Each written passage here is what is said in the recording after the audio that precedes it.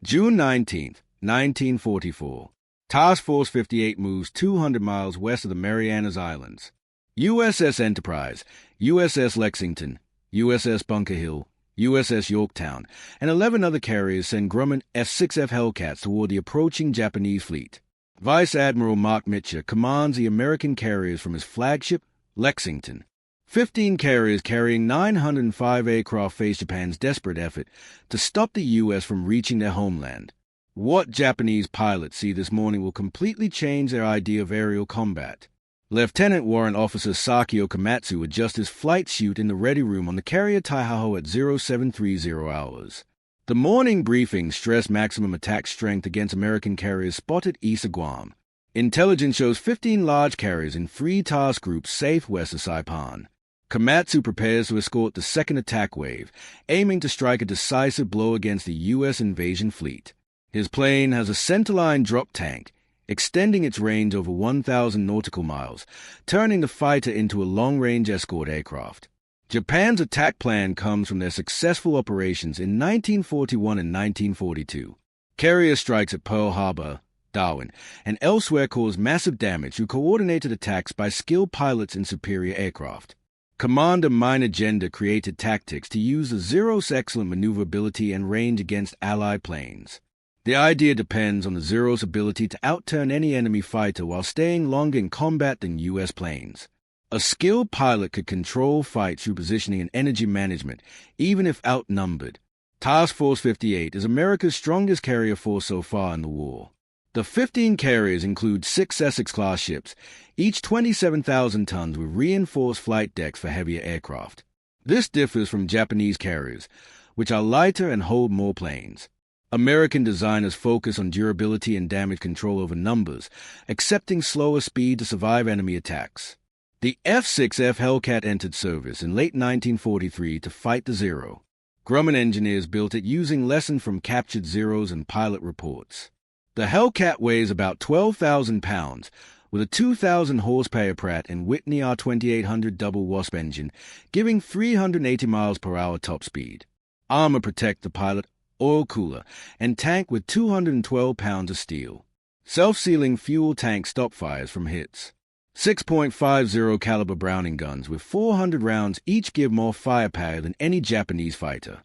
The Japanese strike force from Taiho, Shokaku, and Zuikaku has 128 planes approaching Task Force 58 from a west at 24,000 feet.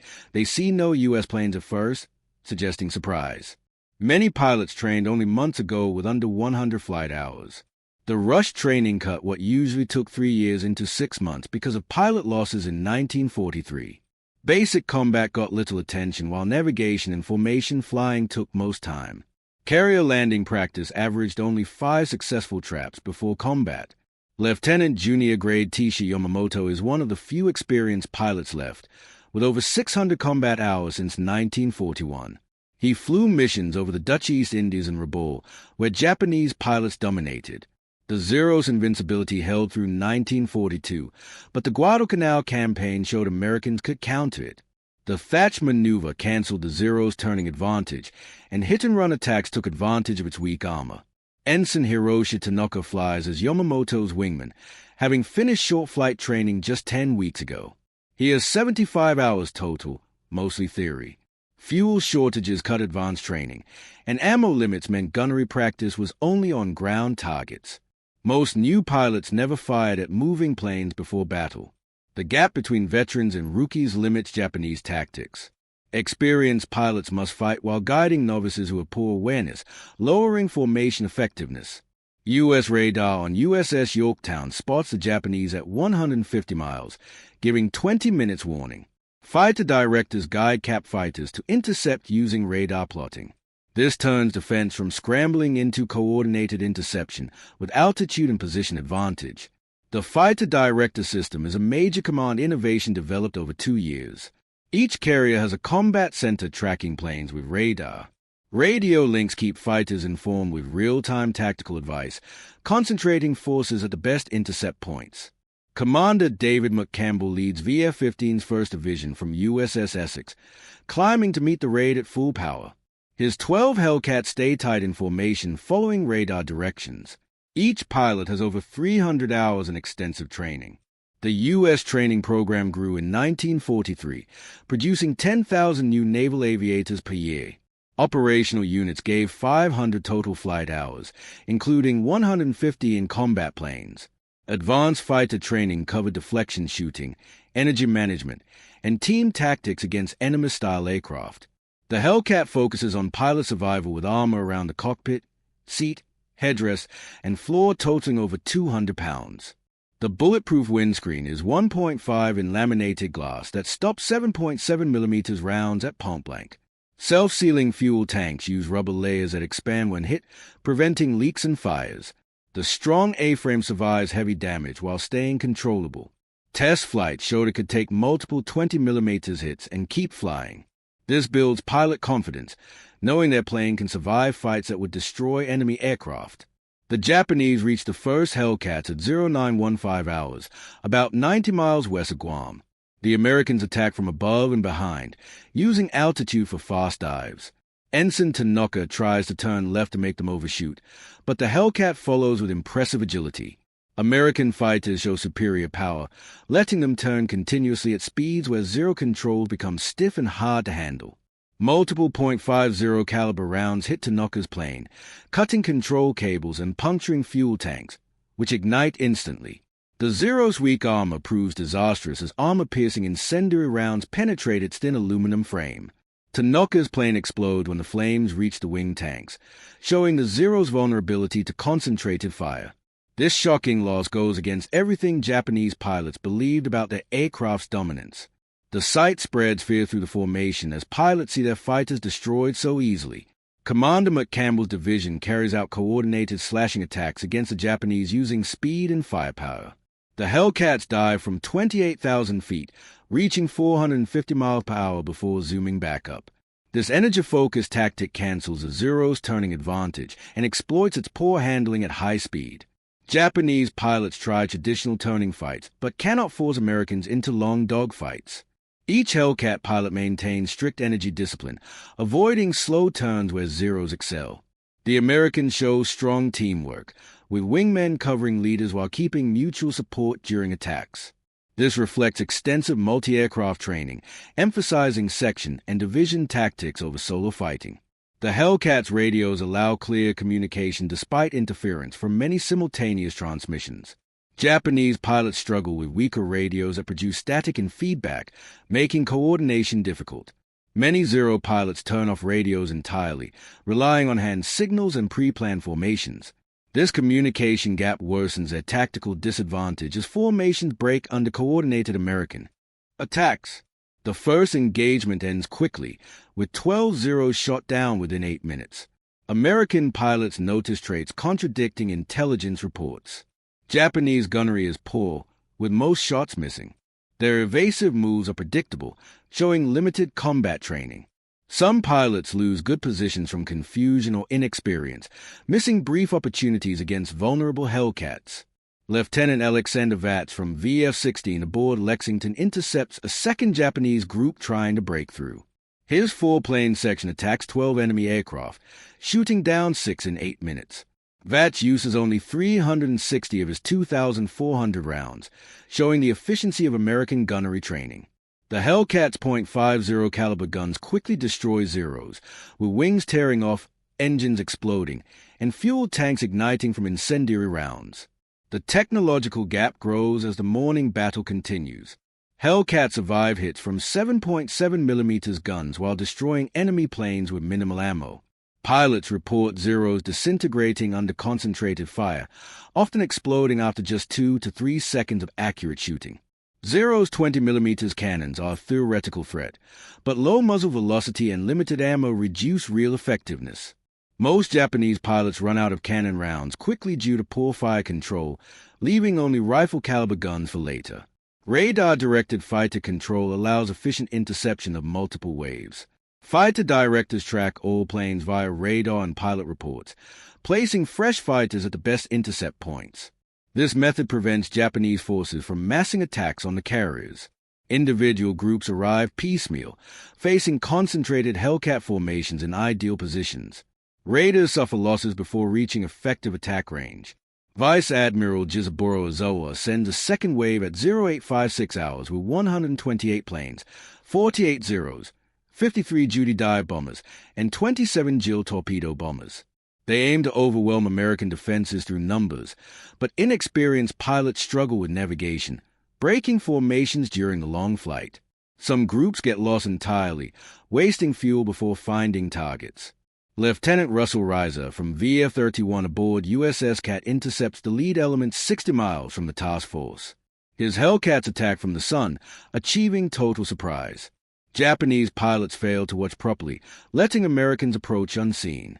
Within minutes, 5 enemy planes spiral into the ocean, trailing smoke and fire from structural damage. Remaining Japanese aircraft try to continue, but successive Hellcat formations at different altitudes intercept them. Each American attack follows a pattern. Diving strikes from above, then zoom climbs to perch positions. The Hellcats keep the energy advantage, controlling the fight and denying the enemy effective retaliation. This dominance comes from better aircraft and energy management training, maximizing Hellcat advantages. Japanese pilots trained for close-range dogfights cannot compete at high speeds where the Zero is unmanageable. The second wave achieves little, with survivors reaching the carriers in scattered groups. Anti-aircraft fire from destroyers and cruisers creates dense barrages, breaking up attacks. Few Japanese planes reaching the carriers face concentrated fire from multiple ships. Only one torpedo bomber releases its weapon, which USS Indiana avoids with a timely maneuver. Commander McCampbell leads VF-15 second strike against the third wave at 1,100 hours. His 12 Hellcats engage over 40 enemy aircraft in a 20-minute running battle. McCampbell shoots down 7 Japanese planes personally, while his wingman, Lieutenant Roy Rushing, adds 4 more. The fight shows how American training pays off, with veterans exploiting every enemy mistake. Japanese formations break apart, with pilots maneuvering defensively and abandoning their attack. Lieutenant Commander Kenji Suzuki watches his damaged Zero return to the fleet. His plane has multiple .50 caliber holes in wings and fuselage, 1 elevator cable cut, and a rough-running engine. The heavy losses surpass anything experienced before. Previous carrier battles, like Midway, saw some aircraft successfully attack enemy ships. Today's missions achieve almost nothing while losing dozens of planes and irreplaceable pilots to enemy fighters. The intelligence failure becomes clear as returning pilots report a completely new American fighter with unmatched performance. Earlier estimates based on captured F4F Wildcats assumed U.S. fighters were weaker than the updated Zero in every way except diving speed. The Hellcat's ability to outclimb, outturn at high speeds, and withstand heavy damage shatters every assumption behind Japanese tactics. The fighter seems designed to exploit every Zero weakness while canceling its traditional advantages. On Taiho, Admiral Ozawa receives fragmented reports of massive losses from all 3 attack waves. Surviving pilots describe overwhelming U.S. opposition with American planes appearing at every altitude and direction. The coordinated defense prevents Japanese forces from massing, causing disproportionate attrition. Radio intercepts indicate minimal American losses despite facing superior Japanese numbers all morning. Japanese carrier air officers tally the missing planes as losses mount. The first wave of 69 aircraft return only 27, many badly damaged. The second wave phase was, with barely 1/3 of 128 surviving the American fighter screen. These losses are not just planes but irreplaceable pilots trained over years of peacetime development. The implications go beyond immediate defeat to strategic collapse of Japanese naval aviation. Returning pilots show severe psychological trauma from facing American fighters. Young aviators, fresh from training, describe terror and helplessness against an enemy impervious to their attacks. Their 7.7mm guns fail, while U.S. .50 caliber guns tear their planes apart. The myth of Zero invincibility shatters as pilots see squadron mates destroyed without chance to resist. Veterans like Yamamoto struggle to accept the reversal of air superiority they once held. Tactics successful in China, Southeast Asia, and the Pacific no longer work against this new American fighter. Years of experience mean nothing when the enemy refuses to fight on terms favorable to Japanese pilots. The psychological foundation of Japanese naval aviation, built on technical superiority and skill, collapses in a single morning. Morale on carriers plummets as maintenance crews see empty spots where aircraft should return. Decks meant for 75 planes now hold scattered remnants. Mechanics and armor stand idle, with no planes to service or weapons to load. The human cost of defeat becomes clear as friends and squad mates fail to return from a mission once expected to be decisive. Admiral Ozawa considers the impact of continuing with reduced air groups. A fourth wave of 82 aircraft is ready, but reconnaissance shows American carriers remain fully operational despite 3 massive attacks. Sacrificing more pilots and planes seems pointless against an enemy with overwhelming tactical and technical superiority. Yet retreat would abandon the Saipan garrison and admit defeat in a battle Japan viewed as decisive for Pacific control.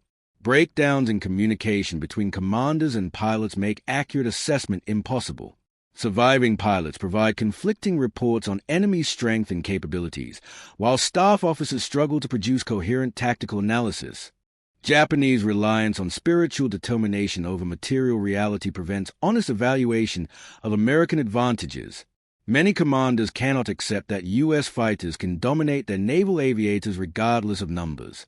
The Hellcat's dominance comes from design advantages in every aspect of combat. Its Pratt & Whitney R2800 double Wasp engine delivers 2,000 horsepower, nearly double the Zero's 1,130 horsepower engine. This gives superior climb, acceleration, and high-altitude performance, where thin air further weakens the Zero. The Hellcat climbs 3,500 feet per minute versus the Zero's 2,600 feet, keeping Americans' energy advantage throughout fights. Its 6.50 caliber Browning guns, 400 rounds each, deliver devastating firepower with flat trajectories at combat range. Total firepower exceeds 100 rounds per second of armor-piercing incendiary ammo capable of destroying engines and igniting fuel tanks. Ample ammo allows 30 seconds of sustained fire, letting pilots engage multiple times without conserving rounds. The Zero's weapons include 2 20mm cannons and 2 7.7mm machine guns, giving theoretical firepower advantages with explosive shells. But the cannon's low velocity, 2,460 feet per second, causes bullet drop, requiring different aim points from the machine guns.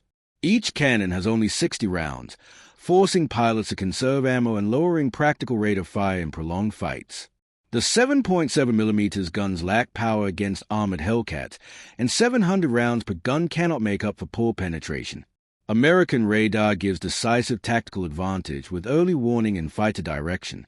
SK Air Search radar detects aircraft at 100 miles, while SM Height Finding radar measures altitude within 500 feet. Data goes to combat information centers where trained officers plot all contacts on vertical boards.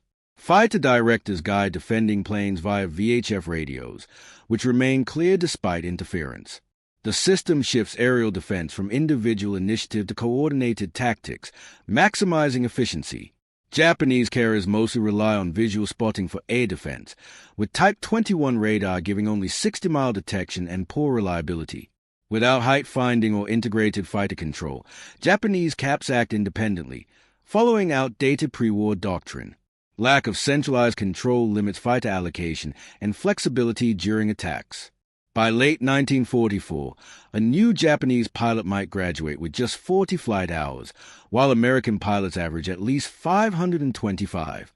U.S. pilots receive extensive gunnery training, with camera guns recording accuracy in simulated combat. Formation tactics get equal emphasis, teaching energy management, mutual support, and section-level coordination.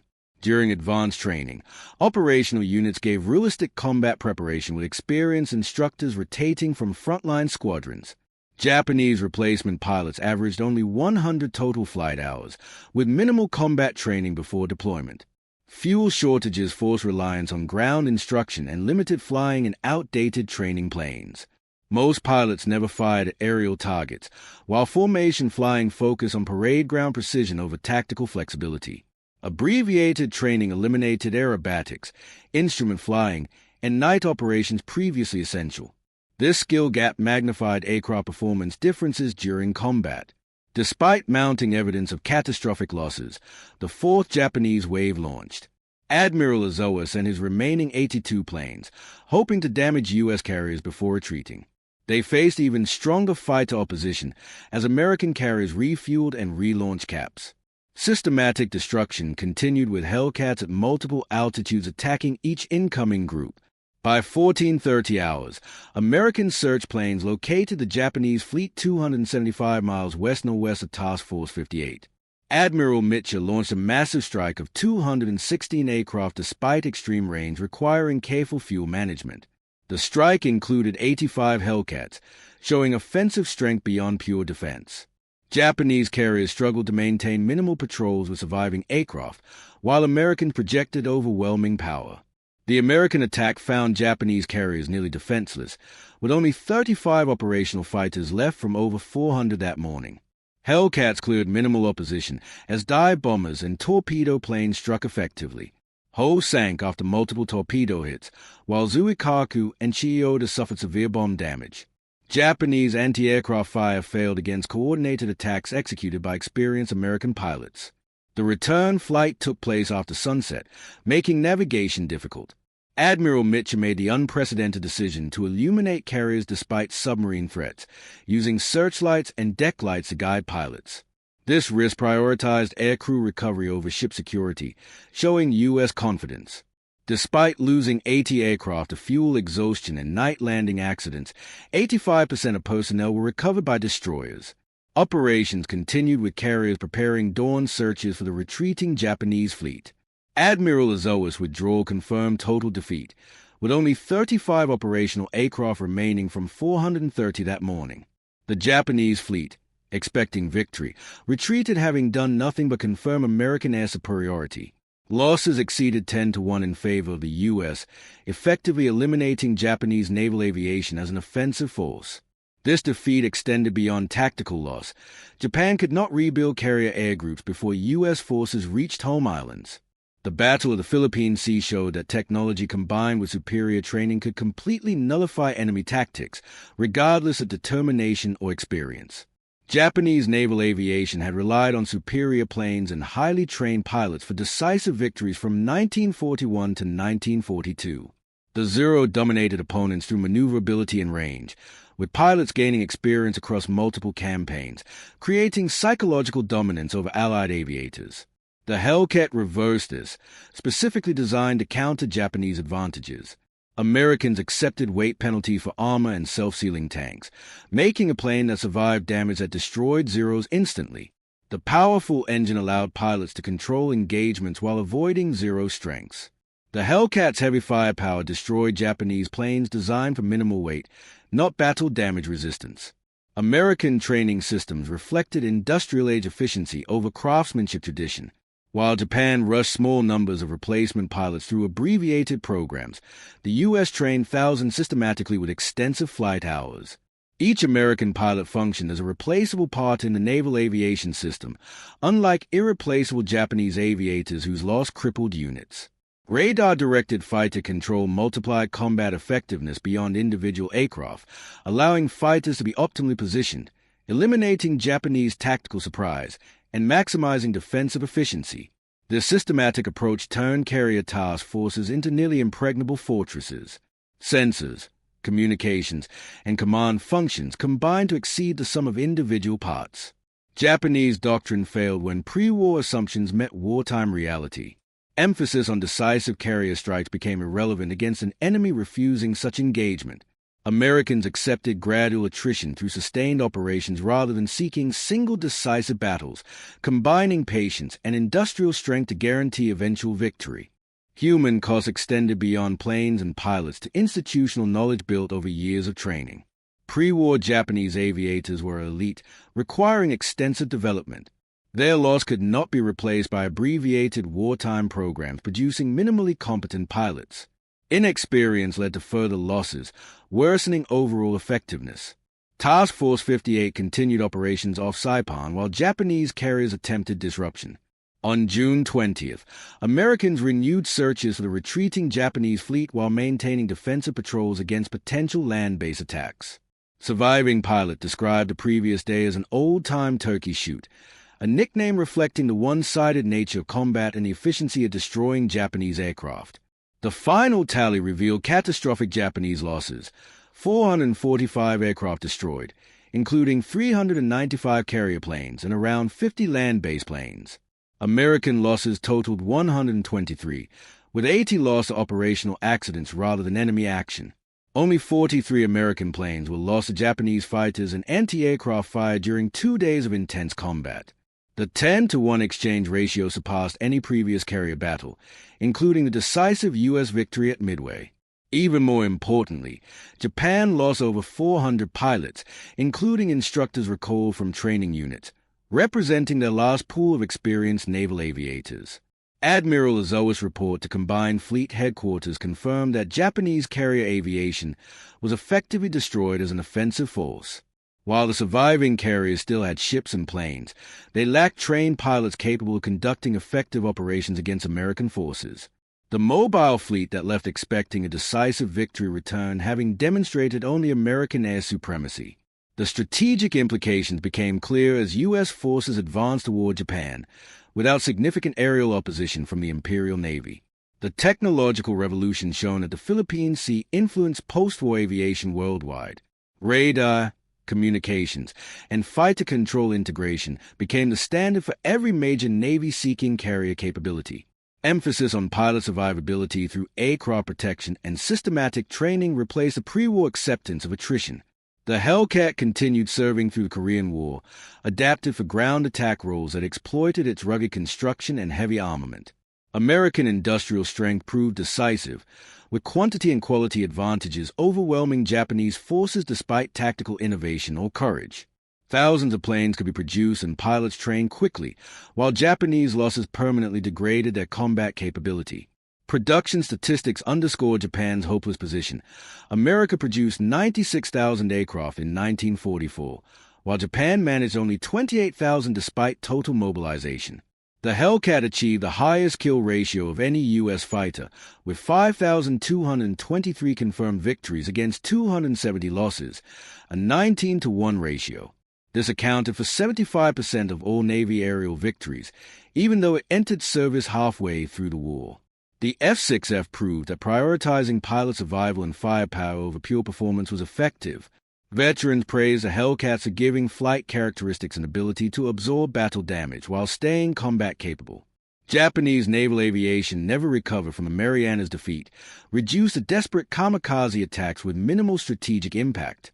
Decades of institutional knowledge were lost in a single day, and a zero, once the symbol of Japanese air dominance, became obsolete against modern American fighters. The psychological impact went beyond military defeat, showing that determination could not overcome industrial and technological inferiority.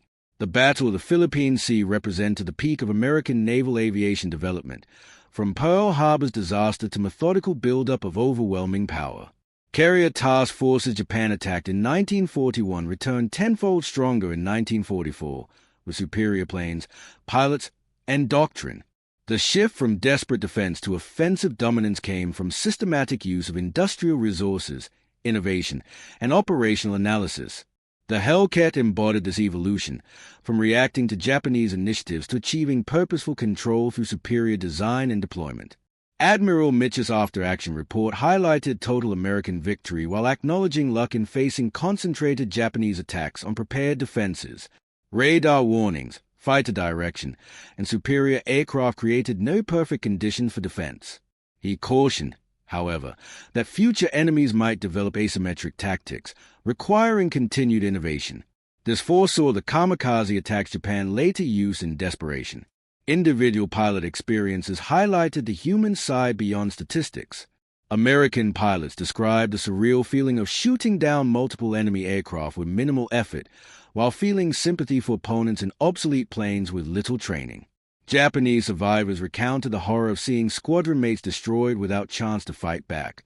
These accounts reveal war's tragedy, where technological superiority produces human suffering regardless of courage or determination. The Marianas Turkey Shoot entered aviation history as a demonstration of American air supremacy achieved through superior training, technology, and tactics. It proved that modern warfare favored industrial strength and scientific advancement over warrior tradition and spiritual determination.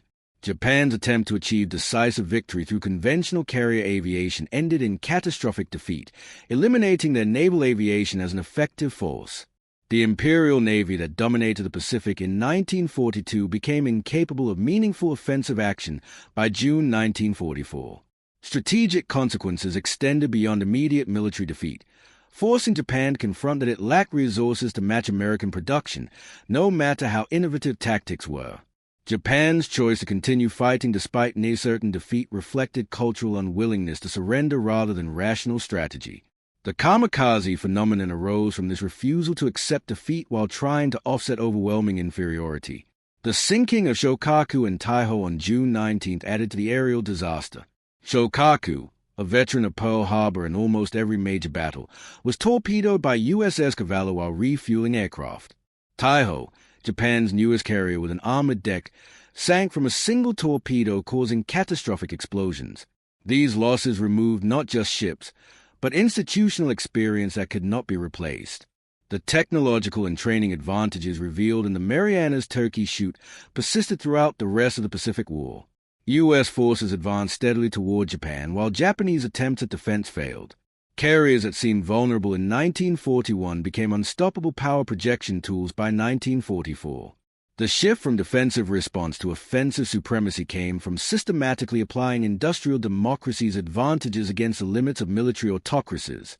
After the battle, American carriers continued operations off Saipan while Japanese survivors retreated beyond aircraft range.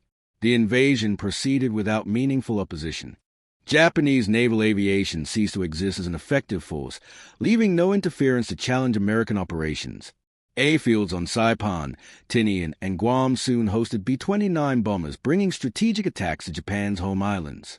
The carrier battle that Japan hoped would prevent this outcome instead confirmed America's ability to project power wherever its strategy demanded, regardless of opposition. Veterans of the Philippine Sea remember the morning of June 19, 1944, as a day American naval aviation achieved unquestioned supremacy over Japanese forces. Months of preparation, training, and technology culminated in a few hours of combat that destroyed Japan's carrier offensive capability. The Hellcat proved itself as a weapon that turned American carriers from vulnerable targets into dominant naval instruments. Pilots flying these aircraft showed that systematic training could produce large numbers of competent aviators, overwhelming elite opponents with both quantity and skill. Lessons from the Marianas Turkey Shoot shaped naval aviation for decades. Nations recognized the importance of integrating technology, training, and tactics. Aircraft protection became standard design philosophy, and radar-directed fighter controls set patterns for fleet air defense.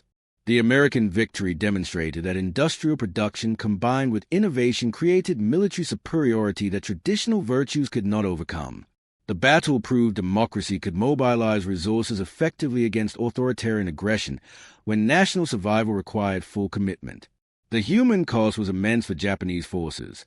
Young pilots, dreaming of glory, died in outdated aircraft overwhelmed by enemies that could not fight effectively. Their losses achieved nothing beyond showing American dominance while depleting Japan's remaining trained aviators. Survivors returned with guilt, marking the final phase of Japanese naval aviation. The F6F Hellcat validated a design philosophy prioritizing pilot survival and reliable performance over extreme capability. Average American pilots achieved extraordinary results in planes that forgave mistakes while delivering powerful firepower against fragile opponents. In contrast, the Zero demanded perfection from its pilots, offering no margin for error, a liability when crews lacked extensive training and combat experience. These design differences reflected deeper cultural values about human life versus military objectives at any cost. The Battle of the Philippine Sea ended carrier aviation as a balanced contest between opposing forces. American technological and training superiority turned combat into execution rather than competition, with outcomes largely decided before engagement began. Japanese pilots who launched on June 19 flew into near-certain destruction, unable to achieve objectives against prepared defenses. The turkey shoot metaphor captures this imbalance, where one side held overwhelming advantages that guaranteed victory. Strategically, the implications lasted for the remainder of the Pacific War. Japan could not rebuild its carrier forces before eventual defeat.